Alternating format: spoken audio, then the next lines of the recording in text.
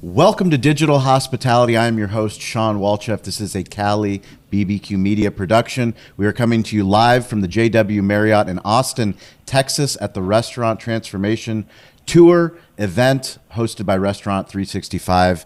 Today we're going to be talking to the financial side of Wolfgang Puck Fine Dining Group. Thank you so much for joining us. Welcome to the show. Thank you for having us. Please introduce yourself for our audience. Julia Gokcekian, I'm the controller for Wolfgang Puck Fine Dining and Worldwide. And Mike Lubitz, I am the Chief Financial Officer for Wolfgang Puck Fine Dining and Worldwide. So Michael, we're going to start with you. Okay. How do you become the Chief Financial Officer? Spend too much time in restaurants. No, I mean, I think it's just a natural phenomena, if you will. If you aspire to do, greater things in terms of finance and accounting, you eventually, hopefully have the opportunity to rise to that level. I've done it in both private and public companies for the last 25 years. What attracted you to Wolfgang Puck's? Interestingly, I think it was because it was the one aspect of restaurants in terms of one genre that I'd not done before, fine dining. Previously, with the previous employers, I've been doing QSR, fast casual dining, and this was the one thing that throughout my career I actually wanted to be involved in a fine dining group. So it was an opportunity that arose, and I jumped right on it. What differentiates fine dining from everything else you've done in the past? Interestingly enough, not a lot. No, I think, it's funny because I used to collaborate with another group of CFOs when I was in one position, and it was actually a QSR type concept. But we met collectively, fine dining, CFOs, QSR, everything in between, and we'd meet monthly for breakfast. And really? We'd talk about our problems. And it was amazing how similar or basically identical all our problems were. It was a matter of scale and whatnot. I think the one differentiating factor with fine dining, for me at least, is the fact that there's a much greater focus on the guest experience than in some of the other concepts. I mean, it's kind of the thing that, it's our holy grail. I mean, it's the thing that we hold very dear, is that the guests have an extraordinary experience in our restaurants. Are you still doing these breakfasts?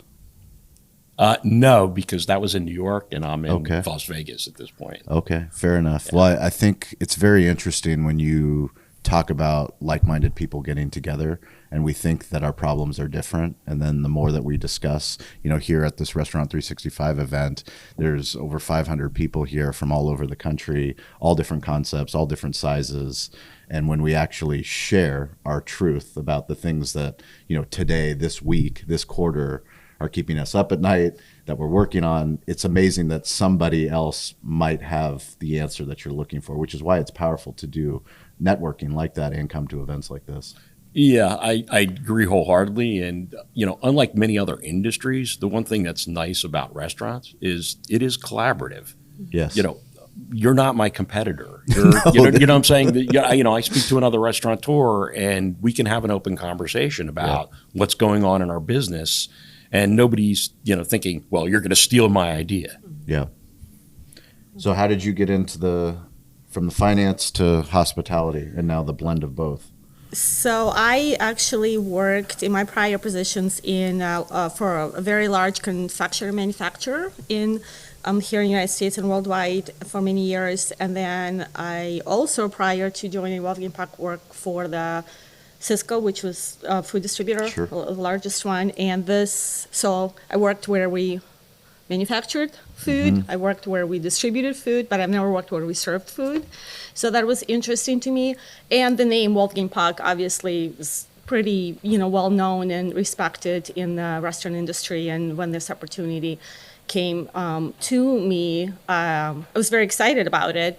And that my boss and I had an interview that lasted 3 hours. Three-hour interview? Yes, it was, which was very In person? Or? In person. Yeah, okay. We spoke for 2 hours and 45 Did minutes. he recruit you?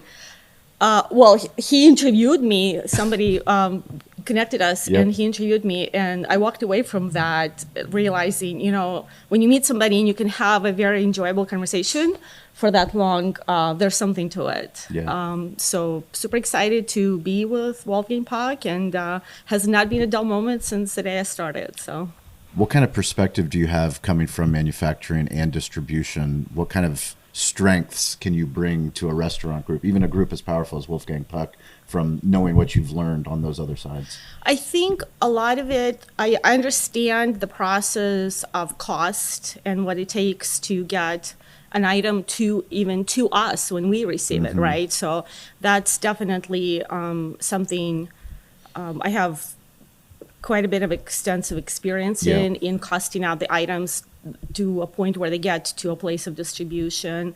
Their guest service is, as Mike mentioned, is very high in our priority list. It's probably the thing we focus the most after the cost, or maybe on an equal level as well as cost of food. So I don't know, hopefully I've brought some other things to the table. I'm still here, so that's a good thing. No, and I would say I think one of the great things that she brought from her background is the discipline to have procedures and things that need to happen on an ongoing basis. In many ways, the group, and I've been with them for roughly 7 years.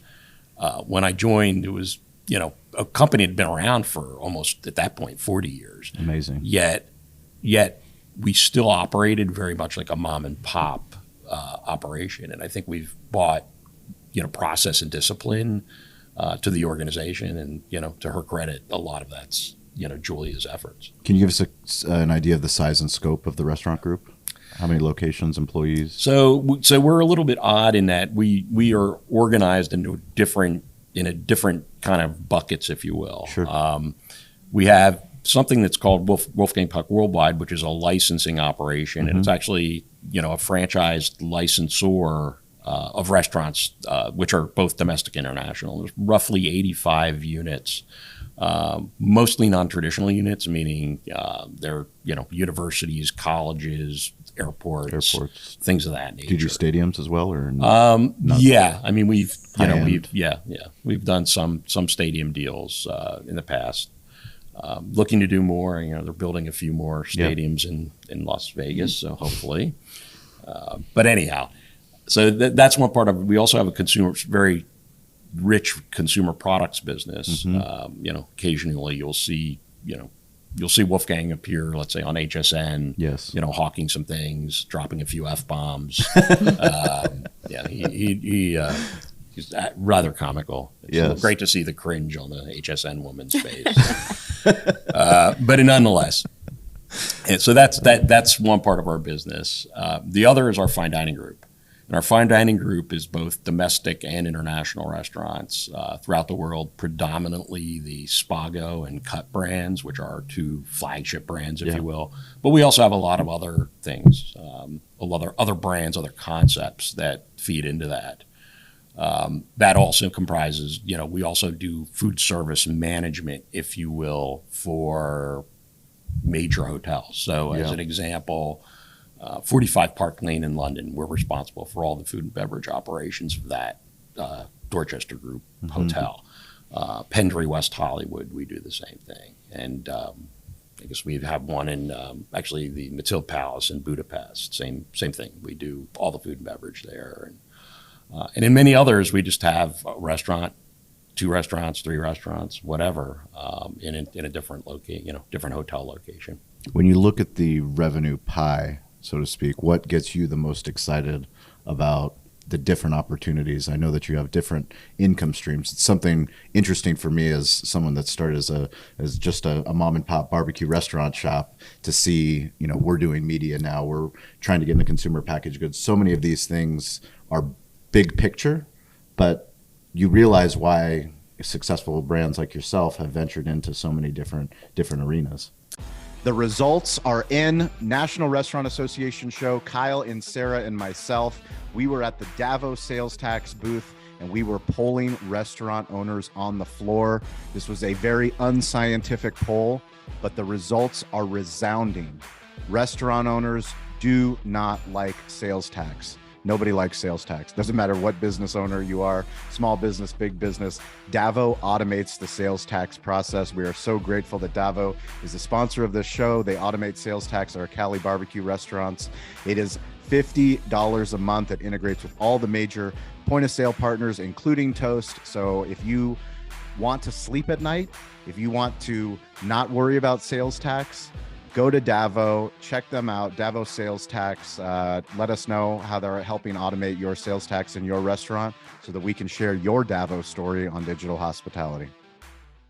Well, I would say from a, kind of bang for your buck perspective, probably the thing that excites me most is the managed restaurant business. And I don't mean not franchised, but the managed high-end fine dining restaurants, because it's basically franchising on steroids. Is how I characterize it, because the person who you're doing it with is generally a high-end hotel, like a Four Seasons or a Rosewood or something like that.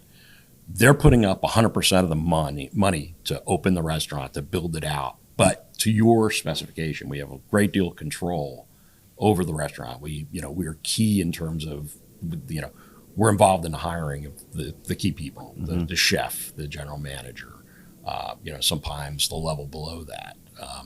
And we control the menu, we control the pricing, all of that. And with all of this, again, it's all on their dime, but we get a percentage of the top line and we get a percentage of the profits. Amazing. So, And do you also help, you control the vendor process as well? Yes, we do. We have actually veto authority, if you will, because at the end of the day, it all has to meet our standards. Because we're not interested in getting into a situation where it's an inferior meat vendor, by way of example, and it doesn't show well in terms of our menu. Sure. Can you talk? You mentioned true cost, understanding that something costs money to get manufactured, costs money to get distributed, and then actually costs money for us to buy it and for our restaurants, and then we have to sell it. You're right. Can you talk about rebates? Because it's something that people don't talk about. I just had a conversation recently where we're going through a food process at our restaurant, but rebates is something that isn't talked about a lot. Can you talk about true cost, landing cost, rebates? How do you view it, and how do you have a open, transparent? Because we're all in business to make money. Right.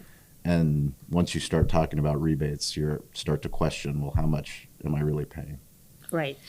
And it's a bit of it's not a simple process. Let's just call it that way. How did it get so complicated? Well, I think, when you have agreements in place with your vendors and you're committed, not committed in the sense that if you don't purchase so much, but they know your volume, right? They know your consistency of the volume. That helps them drive their costs down, right? Which is why they are able to offer rebates.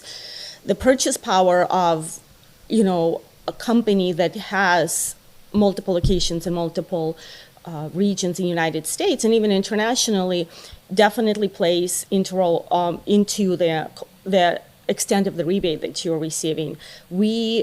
I'm not going to take credit for any other rebates we get ever, because we do have a purchasing director who is very involved and been with us for a very long time and has a very good relationship with the vendors that oversees the process and controls the purchase process to an extent. And it's an example of how we, from accounting standpoint, able to assist in the process is, we'll get a request for, hey, we want to buy it from this vendor. We're like, can you complete the credit application, because that comes through my team? And we're like, okay, what are you buying? And do we have an established vendor we can purchase from who is also happens to be on the rebate program? That does not mean that we're not going to go and support situations where we truly do need to go to this vendor because they have a niche product or a specialty item that we want to offer. A lot of times it's a local cuisine, because we do pride ourselves in integrating and supporting local vendors, no matter where the location is, international or domestic.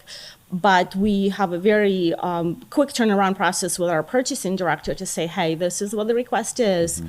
Is it something we can facilitate with existing vendors, or do we go out? And he will step in and say, yes, we can get the same quality product from X, Y, or Z, or no, go ahead and help them get this vendor set up and get the purchasing going.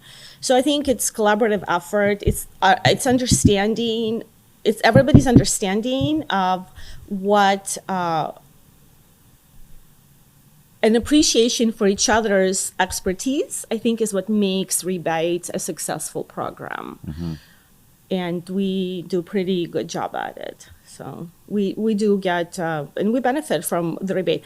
From the financial reporting standpoint, we don't necessarily break it back down into cost of sales, right? Yeah. So if we purchase chicken from Mary's Chicken or wherever, and we pay this much, yes, we know what it is after the rebate, but we don't necessarily put it back to cost of sales and meat. Mm-hmm. We just record the rebate revenue as a separate line item on the P&L.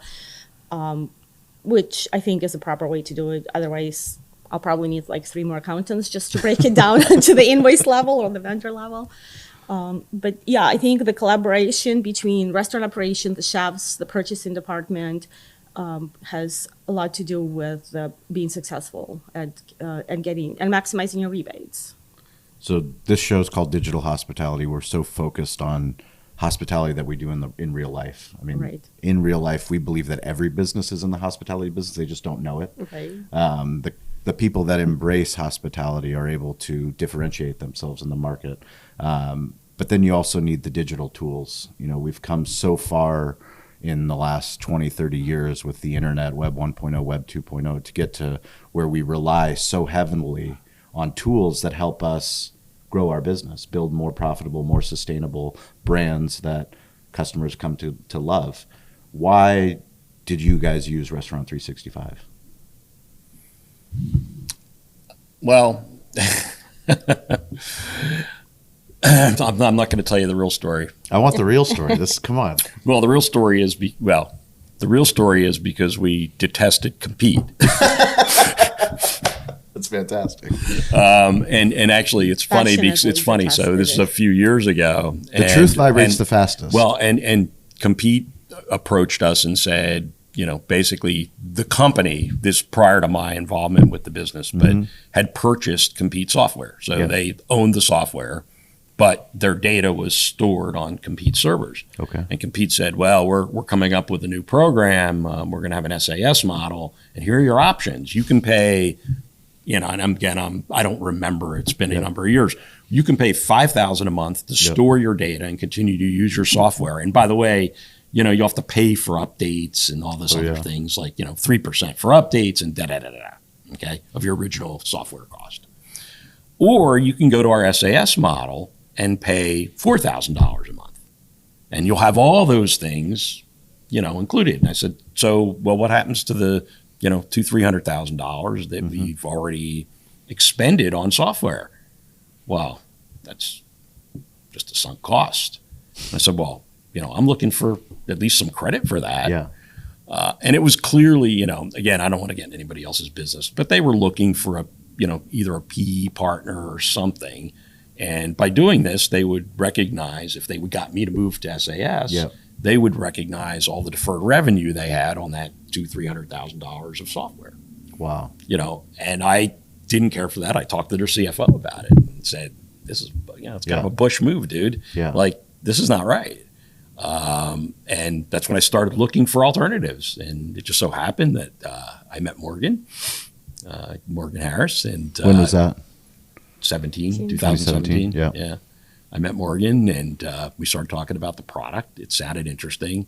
Over my career, I've been involved with a number of software enterprises that are in their, let's say, infancy. Yep. I don't want to say infancy, but early development stage. Sure.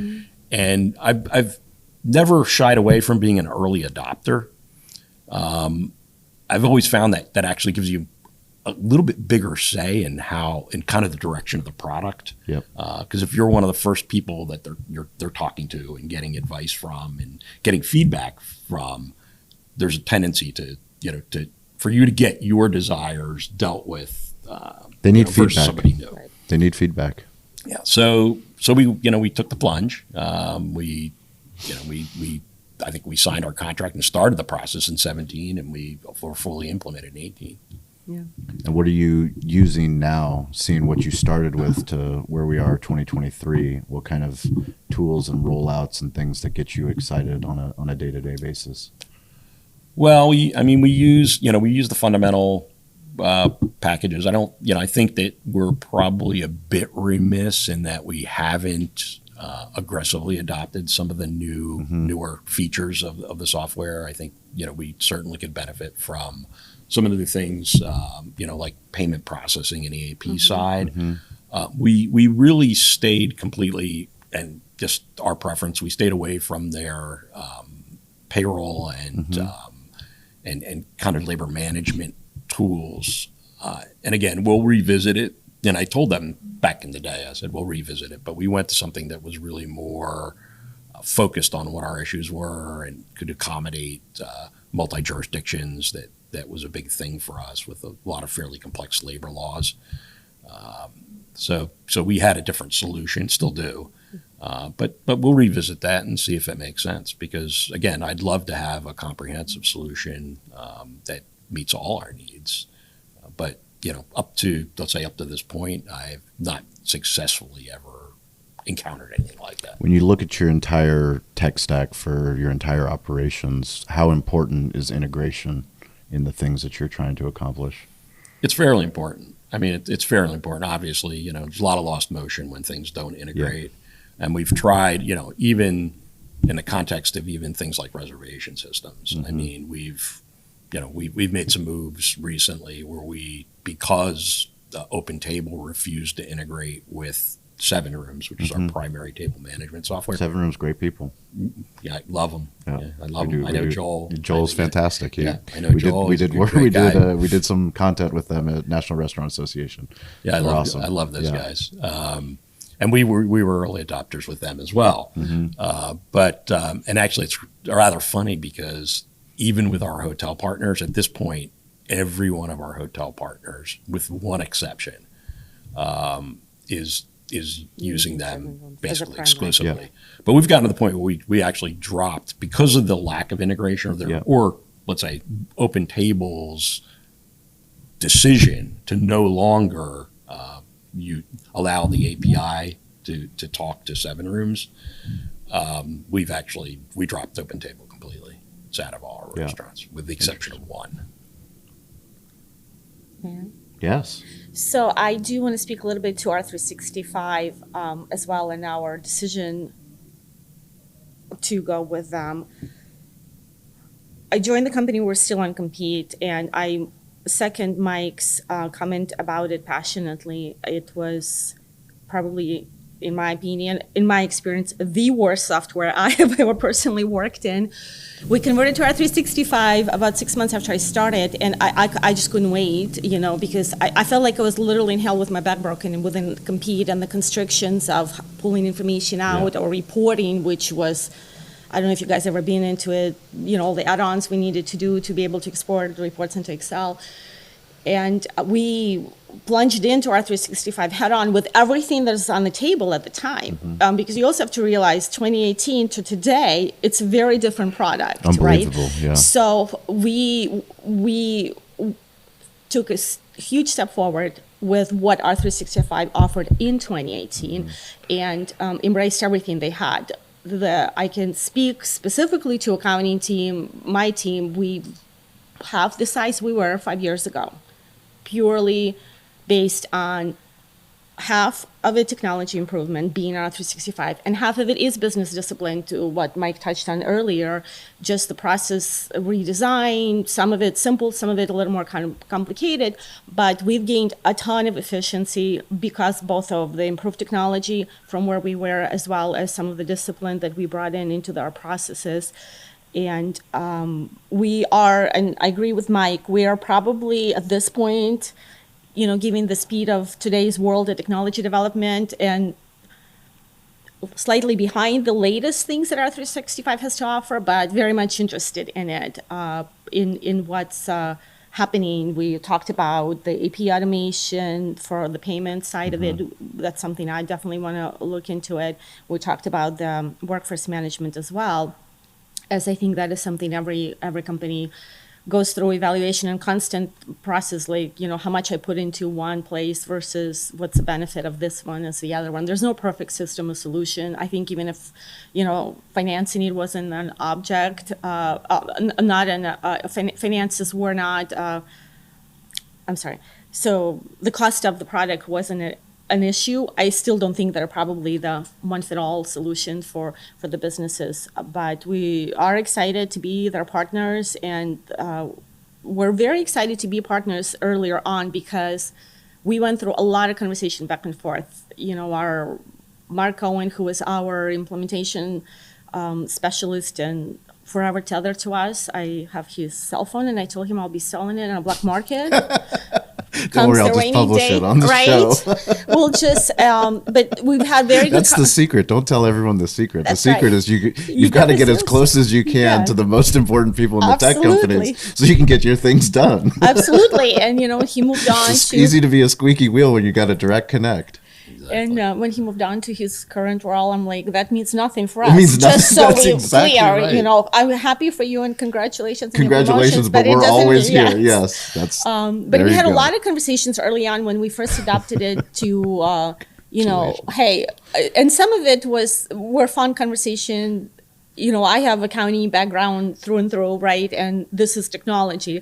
And once in a while, I'll tell him, like, did you have anybody from accounting background look at this? Because it doesn't quite look right or doesn't quite function right. Yeah. So we had a lot of good laughs, and they're very open and receptive to the feedback we provided. And ideas we submitted, we were part of their testing. They gathered 4 or 5 ideas they would send out. Back in the day, they would send out an email saying like, hey, can you guys look at this and let us know what you think? So, which made, it makes you feel good being included in this conversation because the work being done is to improve the software, to provide greater efficiency or streamline the process, which is very valuable because, none of us have enough time to do everything that we want to do, and saving time because of the efficient process or a product is definitely a huge plus. And we have definitely benefited, like I said, in hard costs from going to R365 just by the ease of the processes that the system offers in various aspects of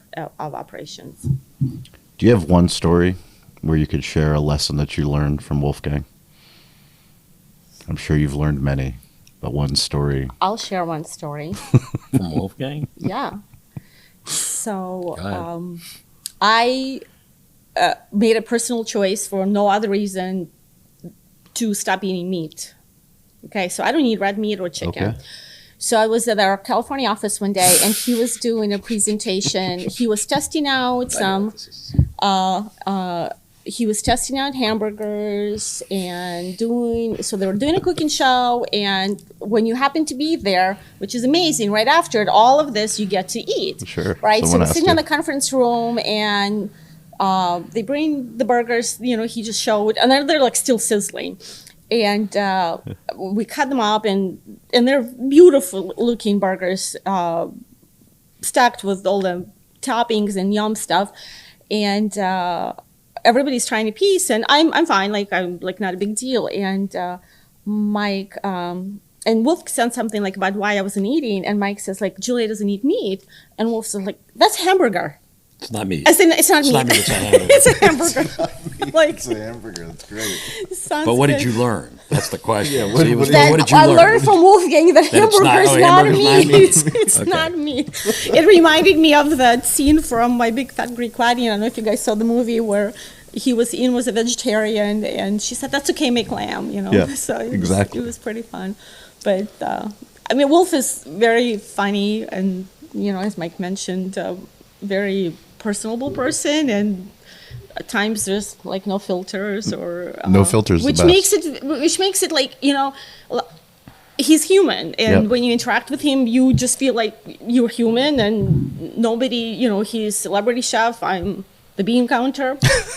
We're still talking about like you and I are talking, and like Mike and I are talking. I'll give you a real story. This is a real story. I'll give you a real story where you learn something. I did learn something. Hamburger is not meat. Okay. No, we had Wolfgang started something in L.A. Out of our facility there, which we called Rogue Kitchen. Okay, I like it. And what Rogue Kitchen is you would bring different chefs within our group from all around the world, and basically they'd spend a couple weeks there. And the first week they had to develop recipes on their own, nothing that they serve in the restaurant. Okay, it had basically could not be something they served in a restaurant. It had to be something they made up, hopefully based on their heritage or where they came from or something of that nature. Because in this test kitchen, what happened is the first week you would develop and basically perfect your recipes. In the second week, we would actually sell tickets to the Rogue Kitchen to the public. Yeah. And people would come in. It was a little seating area. I mean, literally maybe 8 seats, right on the equivalent of almost like a sushi bar. The kitchen was right. Yeah, it was almost an omakase kind of thing. No. But it was the kitchen was right there, and the chef was right there. And the chef had to cook the dish, present it to the guests, and then explain why he had done what he did and where this came from and interact and then get feedback as well. And, and I thought that was really interesting. And Wolf and I had a long conversation about it. And he said, well, and I said, that's really neat because they learn new cooking and whatnot. And he said, no, that's not what it's about. And I said, well, what do you mean? And he goes, I can teach anyone to cook. I can't teach anyone to be a chef. And what he meant by that was that guest interaction, and the ability to take feedback from someone other than another professional chef, who would say to you, it's a little too salty, or I don't like this, or whatever. The ability to do that humility, and that ability to interact is what the difference is between a cook and a chef. That's amazing. Well, that's why we share stories like this, is so that we all can learn. And we're grateful that you guys pay attention to the show, that you follow the show, subscribe. Every Wednesday, every Friday on the social audio app Clubhouse, you can join us, tell us about your restaurant. If you're in sales, if you're in marketing, if you're in finance, come on stage, tell us about what you're working on, what you're building. We have a micro community of digital hospitality leaders from all over the globe. Where can people follow you, connect with you? LinkedIn? LinkedIn, definitely LinkedIn. Okay. I mean, we have all our stuff through the website as well. Are you hiring in any parts of the company? We're always hiring. Always recruiting. Tryouts are ongoing. Tryouts are always ongoing. Yeah, we're always hiring. Fantastic. Well, we appreciate it. Thank you for listening, and we will catch you all next week. If you want to connect with me, it's at Shawn P. Walchef, ShawnPWalchef. That's LinkedIn, Instagram, TikTok, all the platforms. I'm weirdly available. We appreciate you. Thank you, Restaurant 365. And let's go enjoy the show. Thank you for having us. Yes.